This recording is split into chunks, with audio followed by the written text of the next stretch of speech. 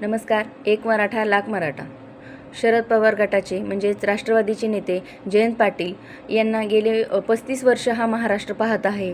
एक राजकीय सामाजिक नेतृत्व म्हणून त्यांच्याकडे पाहत आहे.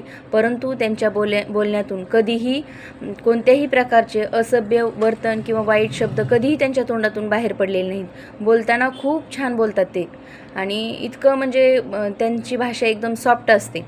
आणि इतक्या चांगल्या नेत्यावर जर हा भाजप आमदार पडळकर, गोपीचंद पडळकर इतक्या असभ्य आणि अश्लील भाषेत जर त्यांच्यावर टीका करत असेल तर खरंच खूप निंदनीय बाब आहे.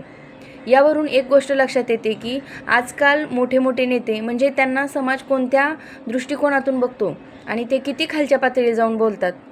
खरंच हे लक्षात यायला पाहिजे. आणि समाज तुम्हाला निवडून देतो याचा अर्थ असा नाही की तुम्ही काही बोललं पाहिजे.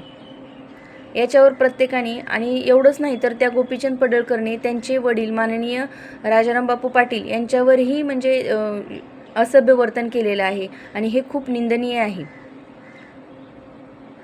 गोपीचंद पडळकर यांनी स्वतःचं दाखवून दिलेलं आहे की तो किती खालच्या पातळीचा आहे ते. खरंच या गोष्टीवर खरं विचार केला पाहिजे आणि नेत्यांनी बोलताना आपण समाजामध्ये कोणत्या पदावर आहोत, काय करत आहोत याचं भान प्रत्येकाने राखलं गेलं पाहिजे. धन्यवाद.